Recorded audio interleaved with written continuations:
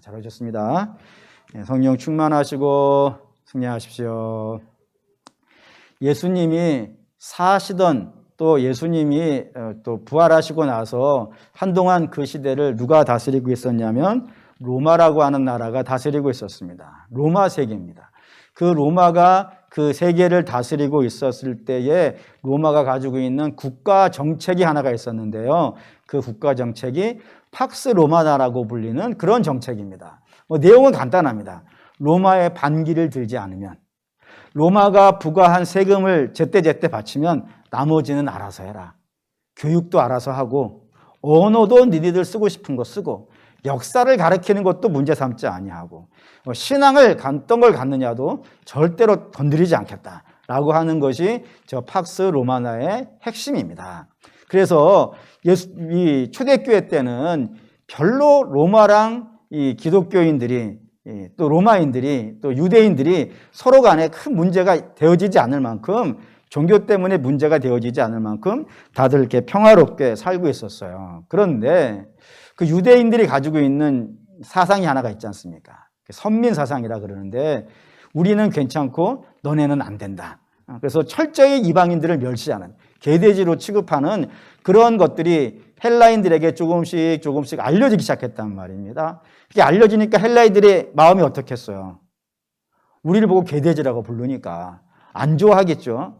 안 좋아하는 것들이 조금씩 헬라 사람들 마음속에 또 그들의 생각 속에 퍼져가기 시작하면서 갈등이 생기기 시작했습니다. 그래서 곳곳에서, 유대 땅 곳곳에서 헬라인과 유대인 사이에 조그마한 갈등들이 계속 이어지던 어느 날 AD 66년에 총독부, 유대에 있는 총독부, 로마 총독부가 있는 곳이 가이사라인데요. 그 가이사라에서 대형 사건이 하나가 터진 겁니다. 그게 뭐냐면 헬라 사람들이 닭을 잡아가지고 제사를 지낸 거예요. 그걸 어디서 했냐면은 유대인 회당 앞에 가가지고, 유대인 회당 앞에 가가지고 마치 대놓고 하듯이 닭을 쳐서 그 피를 받아가지고 막 뿌리면서 제사를 지낸 겁니다. 그랬더니 그 안에 있던 회당에 있었던 유대인들이 어떻겠어요? 난리가 났죠. 나와서 항의를 하고 데모를 하고 서로 멱살잡이를 하고 막 이랬을 것입니다. 그러자 이제 이 분쟁이 발생됐으니까 총독부가 있는 곳이니까 총독이 이제 이 분쟁을 해결해 줘야 되지 않겠어요. 근데 그 총독이 원인을 제공한 사람들이 자기들 친정 가서 하면 되는데 유대인 회당 와서 했으니까 원인을 제공한 사람들을 이렇게 책망하고 공평하게 판결을 했다 그러면 이 사건이 별 문제 없이 해결되어졌을 텐데, 이 당시에 총독이 플로루스라고 하는 사람이었거든요.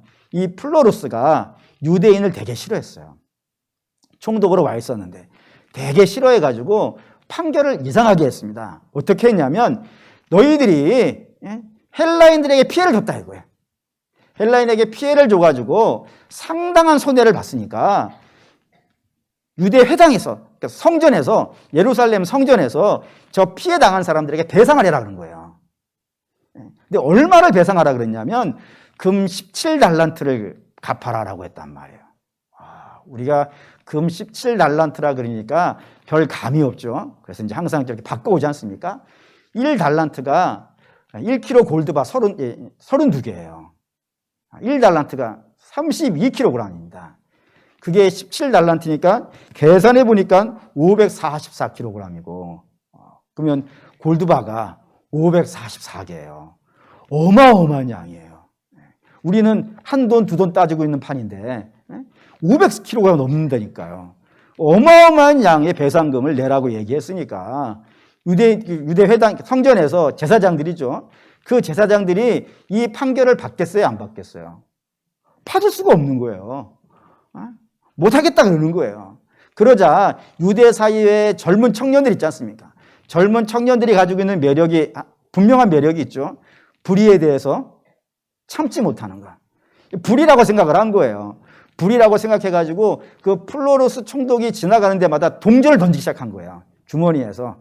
동전을 막 던지니까 총독이 어떻겠어요, 마음이? 상하지. 자기를 모독하는 것 같잖아요. 실제로 모독이었고.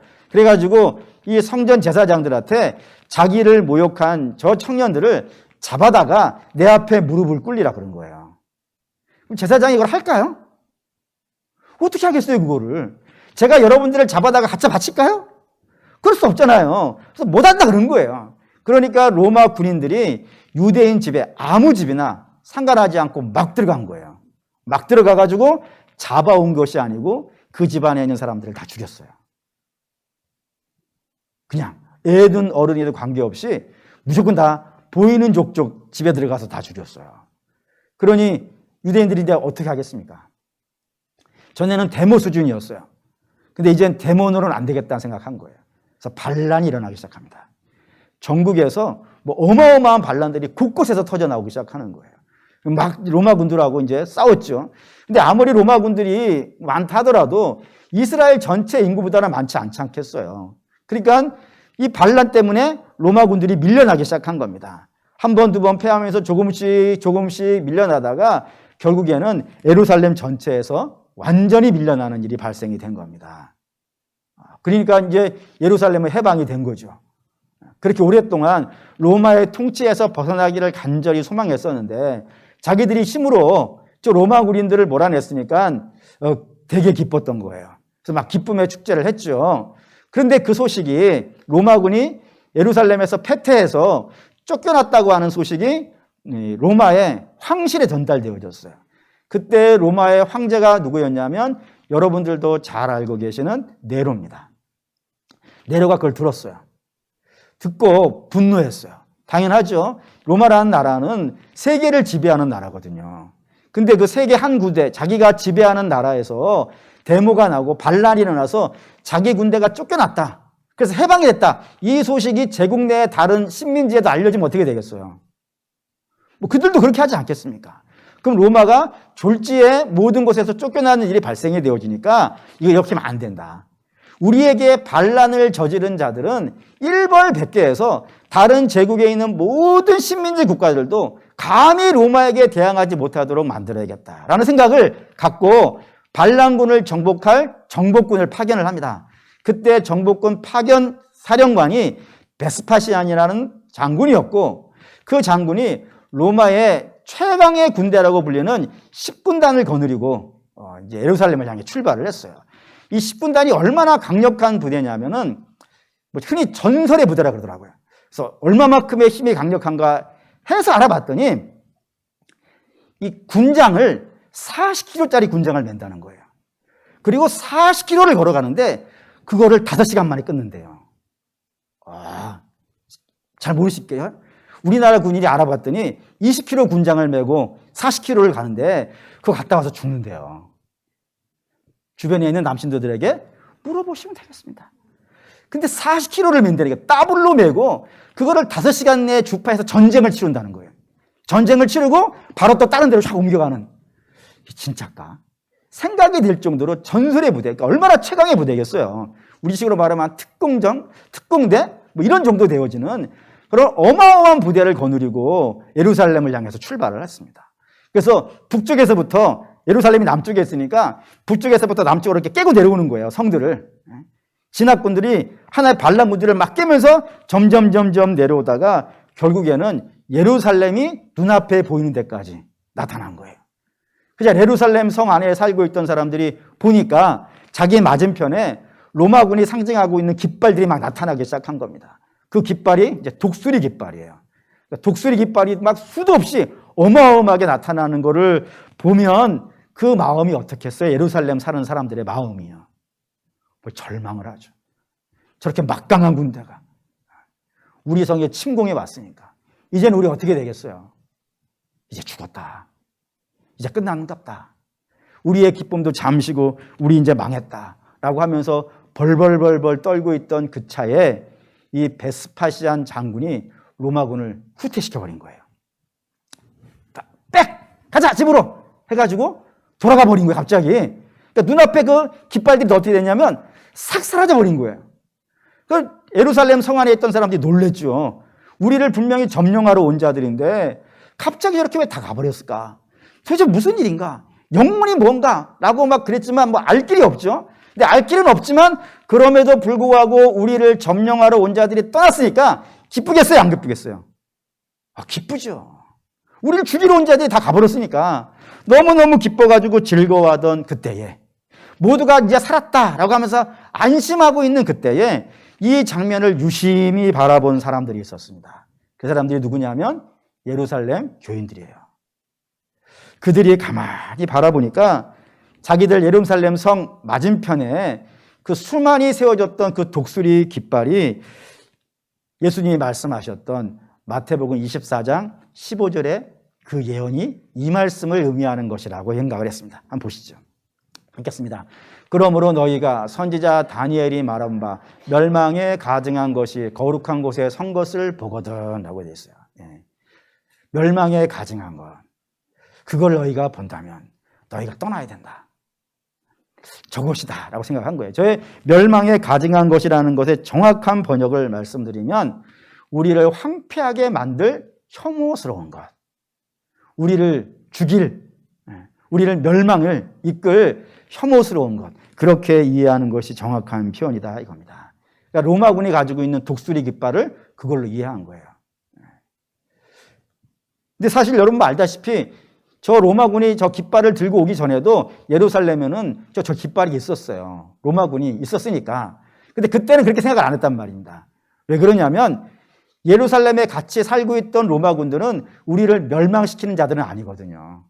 우리를 통치하러 와 있는 자들이지 우리를 멸망시키러 온 자들은 아닌데, 지금 자기 앞에 나타난 독수리 깃발은요, 우리를 멸망시키러 온 자들이에요. 우리를 죽이러 온 자들이에요. 그렇기 때문에 주께서 우리에게 말씀하시기를 우리를 멸망시키게 만들 혐오스러운 것이 예루살렘에 나타나거든 너희는 다 떠나라. 그렇게 이해를 했다 이겁니다. 그래서 교회에 와서 설교를 했어요. 뭐라 했냐면은 멸망에 가증한 것, 주께서 그때 말씀하셨던 그 멸망에 가증한 것이 우리 앞에 세워졌습니다. 그때 주께서 우리에게 뭐라고 했습니까? 너희는 바로 떠나라. 들에 있다가도 떠나고 지붕에 있다가도 내려오지 말고 떠나고 다 떠나야 된다라고 말씀하셨습니다. 그러니 우리 이제 떠납시다 라고 얘기를 한 거예요. 그래서 교인들이 이제 각자의 처소에 가서 자기의 삶들을 정리하기 시작했습니다. 정리하면서 이제 피난 갈 준비를 하니까 같이 살고 있던 유대인들이 뭐라 그랬겠어요? 뭐하러 그러냐고. 로마인 가버렸다고. 우리를 멸망시키려고 왔던 그들이 가버렸는데 뭐하러 그렇게 애써서 떠나려고 하느냐고. 그러지 말라고. 여기 있으라고. 같이 살자고. 이렇게 얘기를 했다 이거예요. 그런데도 불구하고 아니라고. 무슨 일인지 모르겠지만 저들은 다시 올 거라고. 분명히 다시 와서 우리를 멸망시킬 거니까 우리는 주의 말씀대로 이곳을 떠나겠다고. 그래서 싹 떠나버린 거예요. 그래서 요단강을 건너서 펠라라는 지역으로 다 가버린 거예요. 싹 가버리고 그다 거기에는 이제 유대인들만 이제 남게 되어졌다라는 겁니다. 근데 이 교인들이 말했던 그 예상이 맞은 거예요. 어떻게 맞았냐면 베스파시안 장군이 돌아간 것은 이유가 있었다 이겁니다. 그 이유가 이 로마의 네로 황제가 자살을 해버린 거예요. 그래서 졸지에 로마 왕국에 황제가 없어져 버린 겁니다. 그래서 그 황제를 차지하기 위해서 베스파시안이 자기의 전설의 식군단, 최강의 군대를 거느리고 돌아간 거예요. 돌아가서 그 베스파시안이 네로의 뒤를 이어 황제가 됩니다. 황제가 된 다음에 자기 아들 티투스인데, 그 티투스도 앞으로 이제 황제가 될 사람이에요. 근데 그 당시에 이제 황자였겠죠? 황제의 아들 황자였을 텐데, 자기의 황자에게 내가 해야 될 일이 예루살렘 정복이었다. 근데 황제가 되기 위해서 내가 그 일을 다 완수하지 못했으니까 내 사랑하는 아들아, 네가 가서 내가 못한 일들을 마무리 지어달라라고 이렇게 명령을 한 거예요. 티투스가 그 로마의 식군단, 아버지가 거느리고 있던 로마의 식군단을 데리고 예루살렘에 나타납니다. 근데 그때 그 티투스 장군이 예루살렘에 나타났을 때가 6월절이라고 되어 있어요. 6월절은 뭐 전국에 있는 모든 유대인들이 모여가지고 함께 예배드리는 날인데 평소에도 6월절 되면 많이 모였어요. 근데 이때는 더 많이 모였대요. 왜냐하면 이제는 로마에서 해방되었으니까. 정말로 기쁜 날이라 생각해가지고 전국에 있던 모든 유대인들이 거의 다 이 예루살렘에 모여가지고 함께 6월절 제사를 준비하고 지내고 있었다 이겁니다. 그때에 로마군이 예루살렘에 들어갔어요. 어떤 일이 벌어졌을까요? 오늘 성경이 이렇게 되어 있어요.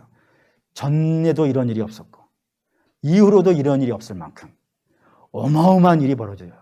그걸 이제 랍비이기도 하고 바리새인이기도 하고 유대 역사학자라고 유명한 요세푸스라고 하는 역사가가 있어요. 그 역사가가 유대 전쟁사라고 하는 그 책에다가 그때의 피해 규모를 써놨습니다. 그 피해 규모가 얼마나 했냐면 사망자가 110만 명이라고 되어 있어요. 그리고 포로된 자가 9만 7천 명. 전주시 인구의 2배가 죽은 거예요. 어마어마하죠. 그런 일이 발생되어졌다라고 하는 이야기를 자기 책에다가 기록해 놨더라 이겁니다. 여러분 이 이야기가 좀 뭔 얘기하는 이야기인지 잘 아시겠죠? 이야기 내용은 뭐 뻔합니다. 하나님의 경고하신 것을 경고로 받아들인 사람은요 살았다는 거예요. 반면에 하나님의 경고를 웃고 넘어갔던 것은 죽었다는, 망했다는 이야기를 한다 이겁니다.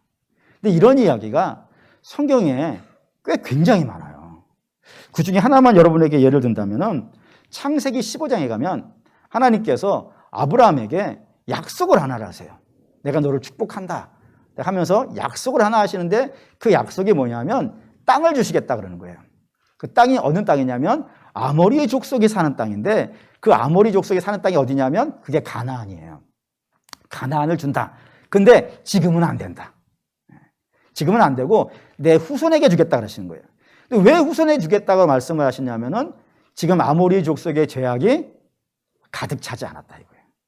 가득 차지 않았다는 거는 죄가 있다는 말이에요, 없다는 말이에요? 있어요. 있는데 하나님이 지금 참으신다는 겁니다. 근데 실제로 앞에 그랬어요. 창세기 13장에 가면은 아브라함과 롯이 같이 살고 있다가 아브라함과 조카 롯이 같이 살고 있다가 헤어지는 장면이 나와요. 헤어질 때 조카 롯이 자기가 살 땅으로 어디를 택하냐면 소돔이라고 하는 땅을 택해요. 그 소돔이라고 하는 땅이 가나안 중에 하나예요. 그 가나안 중에 하나를 택해가지고 그 땅에 가서 내가 살겠다 그런단 말이에요. 근데 주께서 성경에 뭐라고 기록했냐면 롯이 창세기 13장에 아까는 15장이고 13장에 소돔 땅을 뭐라 그러냐면 여호와 보시기에 악한 땅이라고 이미 죄가 찬단 말이에요. 근데 하나님이 참으신다 이거예요. 근데 악한 땅인데 하나님이 참으시는데 그걸 몰라요. 몰라서 죄가 계속 쌓여가다가 하나님에게 보고가 하나가 올라갔어요. 그 보고가 뭐냐면 소돔 땅이 너무나도 악해가지고 그 땅에서 백성들이 하소연을 하나님께 올린다고. 그래서 하나님이 그걸 직접 보시려고 내려오신 거예요. 내려오셔가지고 어느 집에 가냐면 아브라함 집에 지나가다가 아브라함이 붙잡죠. 그래서 우리 집에 와가지고 식사하세요 하고 끌고 가가지고 막 대접하고 그러잖아요. 근데 하나님이 가시다가 다시 돌아와가지고 아브라함에게 이야기를 하세요. 아브라함아, 내가 지금 내가 할 일을 너한테는 내가 숨기지 않겠다. 내가 지금 여기 왜 왔냐면은 네 밥 먹으려고 온 것이 아니고 너의 대접받으러 온 것이 아니고 소돔 땅에 하도 난리를 쳐가지고 실제로 그런지 내가 확인해보고 실제로 그러면 그 땅을 내가 멸망시키려고 왔다라고 말씀을 하신 거예요. 그래서 아브라함이 그때 붙잡죠. 하나님, 그 땅에 의인 50명 있으시면 어떡하실 겁니까? 그럼 내가 봐준다. 40명 있으시면 어떡할 겁니까? 그래도 내가 봐준다. 그래서 결국에 몇 명까지 가는 거예요. 10명까지 가는 거예요. 근데 여러분, 아브라함이 50명, 40명, 30명 이루고 있을 때에 그냥 그 하나님 앞에서 계속 말로만 이루고 있었을 것 같으세요? 50명 얘기했으면 50명 있는지 봐야 될 거 아니겠어요? 50명이 안 되면 40명이 있는지 찾아봐야 되지 않겠어요? 그러니까 지금 계속 성경은 그리니까 간단하게 요약해놔서 그렇지 실제로 아브라함은 계속 왔다 갔다 하고 있는 거예요. 사람들이 봤겠죠. 아브라함이 지금 뭐 찾고 다니는지. 근데 그걸 경고로 못 따르는 거예요. 그래서 결국엔 10명도 찾지를 못한단 말입니다. 10명도 찾지 못해서 드디어 이제 심판이 진행되는데 천사들이 롯의 집에 들어갔어요. 롯의 집에 들어갔더니 그 소돔 땅에 있는 사람들이 어떻게 해요? 그 집에 막 쳐들어와가지고 내놓으라고 우리가 그를 상관하겠다고 막 그러지 않습니까? 그렇게 되어지자 천사들이 그 자기 집에 와 있던 자들을 다 눈을 멀게 하고 롯에게 얘기해요. 롯에게 야, 이 땅은 안 되겠다.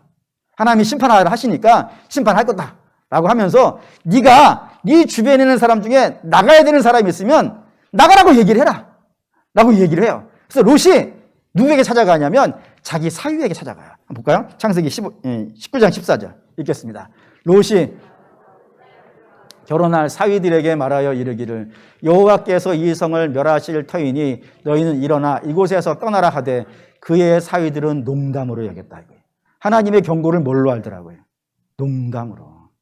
그게 가나안 사람들의 모습이라 이겁니다. 결국에 어떻게 되는 거예요? 망하더라 이거예요. 그게 소돔성 전체가 망한 게 아니고 소돔성이 하나가 망한 거예요.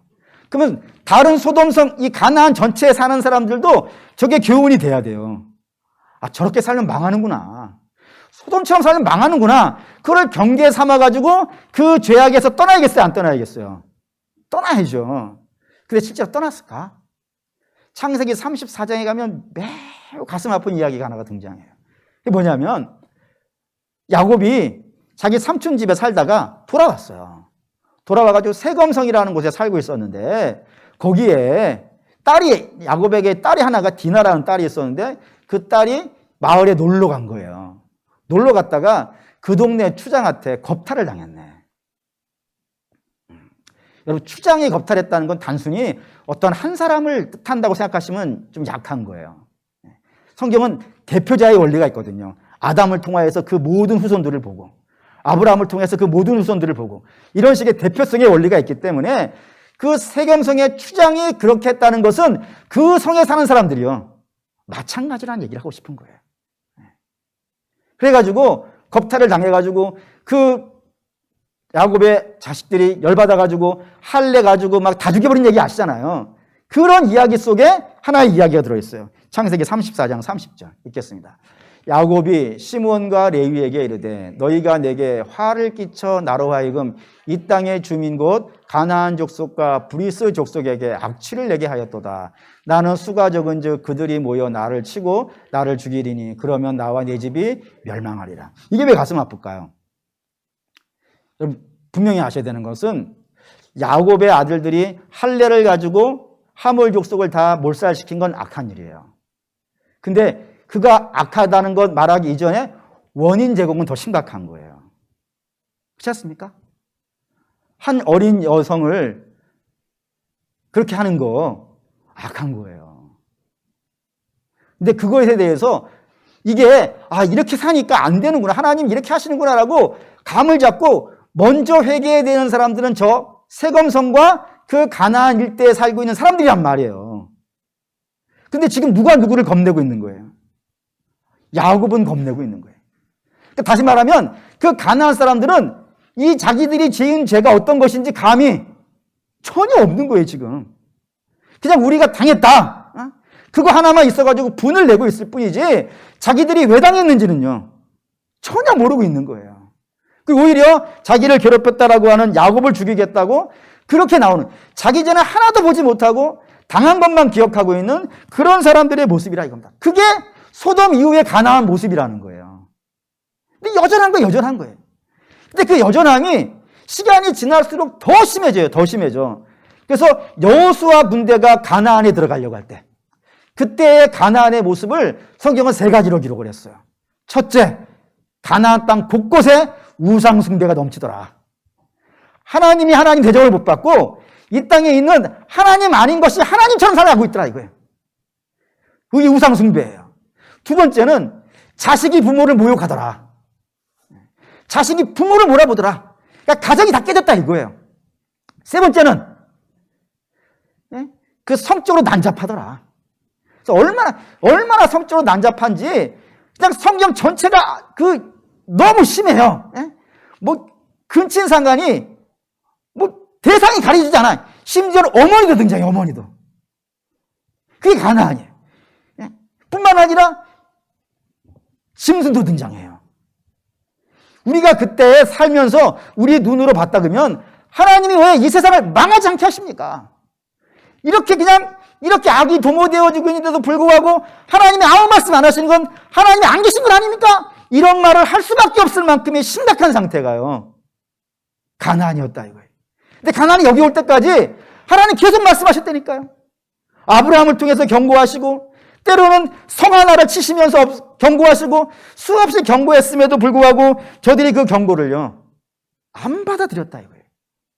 끝까지 자기 고집으로 가다가 결국에는 가나안이 어떻게 되는 거예요? 하나님께서 여호수아 군대를 동원하여서 남녀노소를 가리지 말고 심지어는 가축과 물건도 가리지 말고 전부 다 없애버리라라는 그 명령이 내려지더라 이겁니다. 동일하죠. 경고를 받았는데 하나님의 경고를 받았음에도 불구하고 그 죄악의 자리에서 떠나 회개하고 돌아오지 않은 자들은 결국엔 망하더라. 라는 얘기가 동일하다 이겁니다. 근데 이게 오늘 우리에게 중요하다 이거예요. 왜냐하면 우리도 경고를 받았다 이겁니다. 확인할까요? 계시록 20장 11절에서 15절 읽겠습니다. 또 내가 크고 흰 보좌와 그 위에 앉으신 이를 보니 땅과 하늘이 그 앞에서 피하여 간데 없더라. 또 내가 보니 죽은 자들이 큰 자나 작은 자나 그 보좌 앞에 서 있는데 책들이 펴 있고 또 다른 책들이 펴졌으니 곧 생명의 책이라. 죽은 자들이 자기 행위대를 따라 책들에 기록된 대로 심판을 받으니 바다가 그 가운데에서 죽은 자들을 내주고 또 사망과 음부도 그 가운데에서 죽은 자들을 내주매 각 사람이 자기의 행위대로 심판을 받고 사망과 음부도 불못에 던져지니 이것이 둘째 사망 곧 불못이라. 누구든지 생명책에 기록되지 아니한 자는 불못에 던져지리라. 주께서 재림하셔서 사단을 치셨다 이겁니다. 그리고 영광의 보좌에 앉으셔가지고 뭐 하셨다고요? 심판하신다는 이야기를 쓴다 이겁니다. 그가 살아간 행위대로 하나님께서 심판하시겠다. 모든 자들을, 이 땅에 살았던 자들을 모두 다 일으켜서 심지어는 바닷속에 빠져있는 자들까지 다 끄집어내셔가지고 하나님께서 그 선악간의 삶에 대해서 판결을 하시겠다라고 성경이 예언을 해놨다 이겁니다. 이게 언제라고요? 주님이 재림하시고 나서. 이렇게 얘기되니까 많은 사람들이, 여러분들은 아니겠지만 많은 사람들이 그렇게 생각합니다. 아, 이건 멀리 있는 먼 미래의 이야기라고. 지금까지 2000년간도 이루어지지 않은 일인데 앞으로도 뭐 한참 동안 안 이루어지지 않겠냐고 그렇게 생각한단 말이에요. 그래서 그렇게 생각하는 사람들은 이제 예수 믿으십시오 그러면 언제 믿겠어요? 나중에. 나중에 믿을게 라고 하면서 자꾸 내일로 밀어버리더라 이겁니다. 여러분 우리가 여기서 조심하셔야 되는 게 있는 거예요. 종말이라 그러는데 종말은 먼 미래만 있는 것이 아니고 주의 재림 때만 있는 것이 아니라 이겁니다. 뭘 보면 아냐면 히브리서 9장 27절 볼까요? 읽겠습니다. 한 번 죽는 것은 사람에게 정해진 것이요 그 위에는 심판이 있으리니. 심판이 언제도 있다고요? 죽은 다음에도 있다고요.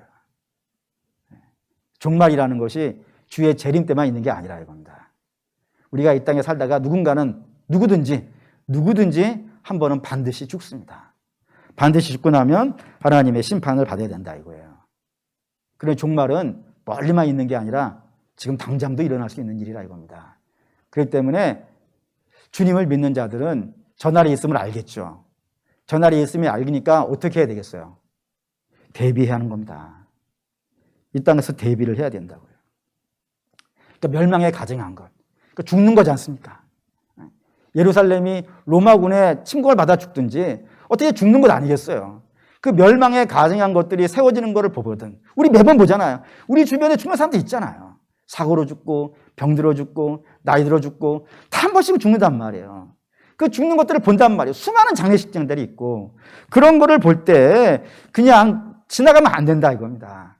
그런 거를 보면서 야, 죄의 결말은 사망이구나. 그리고 저 사망은 저게 되어지고 나면 하나님 앞에 가서 심판을 받는다고 히브리서 9장 27절에 써 있구나. 그러면 나도 언젠가는 죽을 것이고 죽게 되어지면 하나님 앞에 가겠구나. 가서 심판을 받겠구나. 라는 그런 계산이 되어져야 된단 말이에요. 그게 대비란 말이에요. 그 대비를 해야 된단 말입니다. 그 다음 생각을 해야 되는데 그걸 많이 안 생각을 하는 거예요. 내가 지금 젊으니까. 젊은 사람들은 인생이 길게 남았다고 생각을 하죠. 근데 어른이 되면 알잖아요. 인생이라는 거는 올 때는 순서가 있을 게 오지만 가는 거는 순서가 있지 않더라. 같더라. 객관적으로야 연세 있으신 분이 빨리 가고 젊은 사람들이 늦게 가는 게 맞죠. 근데 그게 꼭 그렇게만 되지 않는 걸 우리가 알잖아요. 또 뿐만 아니라 바쁜 사람들은 바쁘니까 자꾸 그걸 다음에 생각하려고 그러는데 바쁜 사람이라고 안 가든가요. 누구든지 이 땅에 있는 사람들은 마지막 때를 대비해야 된다 이겁니다. 그럼 어떻게 대비할까요? 어떻게 대비하는 게 잘 대비하는 걸까요? 성경은 우리에게 두 가지를 알려주더라 이겁니다. 첫째는 창세기 4장 26절입니다. 읽을게요. 그의 아들을 에노스라 하였으며 그때의 사람들이 비로소 여호와의 이름을 불렀더라. 에노스라는 사람이 등장하는데 그 에노스 때에 사람들이 하나님을 여호와라고 불렀더라. 여호와를 불렀더라라고 성경이 우리에게 알려주고 있다 이겁니다. 그러면 당연히 이제 궁금해야 되는 거예요. 에노스 앞에서 사람이 살았단 말입니다. 아담도 있고 하와도 있고 가인도 있고 아벨도 있고 있는데 왜 하필이면 이 에노스 때에 와가지고 여호와의 이름을 불렀더라라고 성경이 기록해 놨을까요? 그 이유를 되게 몰랐어요. 되게 모르다가 히브리어에 대한 연구가 깊어지고 저 에노스라는 이름의 뜻을 알자 라는 걸 답을 했다 이거예요. 에노스의 뜻이 뭐냐면은 모든 사람은 죽는다 이겁니다. 다시 말하면 에덴 안에서는 아무도 안 죽었죠. 아무도 안 죽었어요. 하나님께서 선악과를 먹으면 죽는다라고 말씀하셨는데 죽었어요, 안 죽었어요? 물론 영적으로는 죽었죠. 하나님과 단절되었으니까. 근데 육적으로는요. 아직 안 죽은 거예요.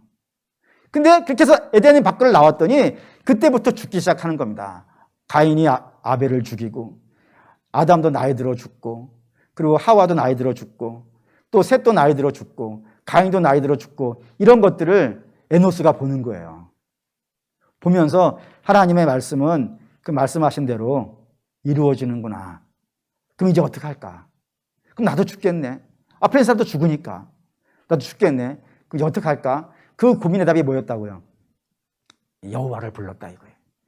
불렀다는 게 그냥 단지 하나님하고 부르는 정도가 아니라 하나님을 의지하고 하나님과 사귀고 하나님과 교제하는 하나님을 믿는 그런 삶이 본격적으로 시작된 것이 에노스 때부터였다라고 되어 있단 말입니다. 죽음이라는 걸 멸망에 가증한 걸 본 다음부터요. 이게 하나이고 또 하나는 성경이 우리에게 창세기 5장으로 설명을 해요. 창세기 5장은 아담의 족보가 등장합니다. 근데 이 아담의 족보는 지금까지도 저한테 수많은 분들이 질문을 하세요. 어떻게 질문을 하냐면 목사님 어떻게 사람이 900살을 넘게 살아요? 좀 답을 해 주시죠 라고 물어요. 그럼 제가 뭐라 그러겠어요? 우리가 하나님 앞에 가서 물어봅시다 그래요. 제가 그걸 어떻게 알겠어요? 그냥 성경에 쓰였으니까 믿는 것이지. 그럼 어떻게 과학적으로 설명을 하겠습니까? 뭐 이치로 따지겠습니까? 뭐 성경에 써있으니까 믿는 것이지. 근데 그거는 나중에 하나님께 물어봐도 되는 거예요. 왜요? 그건 전달하려는 주요 목적이 아니에요. 성경이 전달하려는 주요 목적은 두 가지입니다. 첫째, 사람은 제 아무리 많이 살아도 결국엔 어떻게 된다고요? 죽는다 이거예요. 1000년이 됐든 2000년이 됐든 얼마를 살든지 간에 결국에는 죽는다라는 것이 첫 번째 전달하려는 메시지고 두 번째는 모든 사람이 다 죽는데 거기 안 죽은 사람이 있더라는 거예요. 딱 한 사람이 안 죽는다 이거예요. 그게 누구예요? 그게 에녹이에요. 에녹은 왜 안 죽은 거예요? 그가 하나님과 동행했다고 되어 있어요. 5장 24절 읽겠습니다. 에녹이 하나님과 동행하더니 하나님이 그를 데려가심으로 세상에 있지 아니하였더라고요.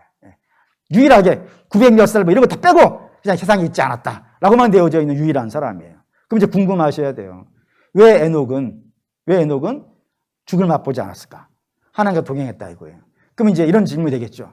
언제부터 동행했을까? 그 앞에 내용이 이런 거 있어요. 하나님이 에녹에게 말씀하세요. 내가 아들을 낳을 텐데 그 이름 무드셀라라고 해라. 그리고 그 무드셀라는 이름의 뜻이 뭐냐면 이 아이가 죽으면 세상은 망한다 라는 내용이에요. 그거를 에녹이 받았어요. 그때부터 동행했다는 거예요. 무슨 말이냐면 무드셀라가 그러니까 세상이 망하는 건 언제 망하는 거냐면 무드셀라가 죽어야 망해요. 이해되시죠? 여기까지는요? 그러면 무드셀라는 언제 죽을까요? 모르겠죠? 근데 중요한 건 하나 아는 거 있어요. 뭐를 아냐면 무드셀라가 최소한은 태어나야 돼요. 그렇잖아요? 안 태어나는데 죽는 법이 있어요? 할렐루야! 안 태어나고 죽는 법이 있냔 말이에요. 없잖아요. 죽으려면 반드시 태어나야 돼요. 그러니까 에녹은 무슨 일이 있어도 에녹이 무드셀라가 태어나기 전에는 하나님과 동행 안 해도 돼요. 솔직히 말하면. 안 망하니까. 근데 무드셀라를 탁 낳았어요. 얘가 오늘 밤에 죽을지 내일 밤에 죽을지 10년 후에 죽을지 20년 후에 죽을지는요. 아무도 몰라요. 그러니까 나는 순간부터는 하나님과 동행해야 되는 거예요. 그렇게 하나님과 동행하다가 결국에 하나님이 그를 데려가셨다 이겁니다. 하나님과 동행해야 된다 이거예요. 이게 왜 우리도 중요해요? 우리가 중요해요. 왜냐하면 우리는 이미 우리도 망하는 날짜를 받고 있죠. 그게 언제예요? 주님이 재림이시잖아요. 예? 주님이 재림하시면 세상이 끝난다 그랬잖아요. 그러면 재림하기 위해서는 그 앞에 뭐가 있어야겠어요? 주님 다시 오시는 거예요. 주님 다시 오는 것이 있으려면 그 앞에 뭐가 있어야겠어요? 힌트는 다시예요. 주님 다시 오시려면 앞에 뭐가 있어야겠어요? 주님 오셔야죠. 맞잖아요. 주님이 다시 오시려면 이미 와야 되는 것 아니겠어요? 이미 왔어요, 안 오셨어요? 왔잖아요. 그 왔다고 믿는 사람들이 누구인 거예요? 그게 예수 믿는 사람이잖아요. 그러니까 예수 믿는 사람은 이미 주님이 오신 거예요. 그리고 이제 뭘 기다리고 있는 거예요? 주님 다시 오심을 기다리고 있는 거예요. 그 사이가 다 종말이에요. 언제 오실지는 모르니까. 그럼 지금은 우리는 뭐 하고 있어야 되는 거예요? 에녹같이 살고 있어야 되는 거예요. 에녹이 어떻게 살았다고요? 하나님과 동행했다고요. 그런 그림이 되는 거예요. 이걸 하고 있어야 된다고요. 그럼 어떻게 하는 게 하나님과 동행하는 걸까요? 에베소서 5장 15절에서 21절 읽겠습니다. 그런즉 너희가 어떻게 행할지를 자세히 주의하여 지혜 없는 자 같이 하지 말고 오직 지혜 있는 자 같이 하여 세월을 아끼라. 때가 악하니라. 그러므로 어리석은 자가 되지 말고 오직 주의 뜻이 무엇인지 이해하라. 술 취하지 말라. 이는 방탕한 것이니 성령 충만으로 받으라. 시와 찬송과 신령한 노래들로 서로 화답하며 너희의 마음으로 주께 노래하며 찬송하며 범사의 우리 주 예수 그리스도의 이름으로 항상 아버지 하나님께 감사하며 그리스도를 경외함으로 피차 복종하라. 이게 에베소 교회에 사도 바울이 보낸 편지예요. 에베소 교회는 장작교회예요. 앞으로 이 세대의 영적인 흐름을 주도해갈 가장 강력한 교회가 에베소 교회예요. 그 교회 성도들에게 사도 바울이 부탁을 하는 거예요. 이 세대가 악하지 않냐. 봐라. 이 세대 얼마나 악하냐. 이런 악한 세대가 살고 있는데 어떻게 이 세상을 허비하며 보낼 수가 있겠느냐. 여기 방탕하다는 말은 성경에 허비하다는 말이에요. 써야 되는 곳에다 안 쓰고 헛된 곳에다가 인생의 정력을 낭비하고 있는 걸 성경은 방탕하다는 단어로 써요. 그렇게 보내면 안 되지 않느냐. 그러니까 너희는 지금 세상에 취해 살지 말고 날마다 성령 충만함을 받아서 하나님이 기뻐하는 삶을 지금 살고 있어야 되는 것 아니겠느냐. 그게 장자된 교회의 모습이고 그런 모습으로 너희가 살아줘야 뒤에 따라오는 사람들이 그렇게 살지 않겠느냐라고 교회에 경고를 한 것이고 에베소 교회는 이 사명을 잘 감당해 가서 장자교회 역할을 감당하더라 이겁니다. 그런 여러분 이 메시지가 우리에게 분명하지 않습니까? 성경 항상 이게 동일한 메시지인 거예요. 주님 다시 오신다고요. 근데 주님 다시 오시는 것이 꼭 우리 주님이 공중에 구름 타고 오시는 것도 다시 오시는 것이지만 우리가 죽는 것도 마찬가지인 거예요. 똑같이 하나님 만나는 거잖아요. 주님 다시 오셔서 만나라. 내가 죽어서 죽게 가서 만나나. 만나는 건 동일한 말입니다. 그리고 만나면 반드시 뭐가 있다고요? 살아온 것에 대해서 심판이 있다고요. 그걸 우리가 알고 있단 말입니다. 근데 그걸 알고 있는데 지금 로마군이 우리에게 떠났다고 그래서 지금 인생에 아무 문제 없다고 해가지고 웃고 즐길 수 있는 문제는요. 아니더라 이겁니다. 지금 우리는 로마군이 오든 안 오든 관계없이 내가 제대로 예수를 믿고 있는가? 진짜 신자가 맞는가? 내게서 그리스도의 향기가 나고 있는가? 이거를 우리가 여러분 날마다 점검해야 된다 이거예요. 신자만 그걸 해요. 세상 사람들은 절대로 안 해요. 신자는 이 사실을 주가 다시 오셔서 결국에는 모든 것들이 이렇게 될 거라는 것을 이미 받았단 말이에요. 그래서 신자에게는 주의 재림이 도적 같지 않아요. 왜죠? 우리 준비하고 있으니까. 우리 대비하고 있으니까. 어떻게 대비하는 거예요? 이렇게 대비해요. 내가 지금 예수를 믿고 있는가? 진짠가? 내가 지금 거듭난 신자가 맞는가? 죄를 거부하고 의에 살려고 몸부림치고 있는가? 주께서 나를 따라오려거든 자기를 부인하고 자기 십자가 지고 나를 쫓아오라 그랬었는데 내가 이거 하고 있는가? 그걸 스스로 점검하는 사람들이 다 신자인 거예요. 그리고 그렇게 사는 것이 제일 안전하다 이거예요. 왜죠? 우리 흔히 이런 말 하잖아요. 세상에서 제일 안전한 교통수단이 뭐예요? 비행기라 그래요. 하늘을 나는 비행기라 그러는데 비행기가 왜 그렇게 안전하냐면 걔네들은 뜰 때 내릴 때 늘 점검하거든요. 그래서 제일 안전하다 그런단 말입니다.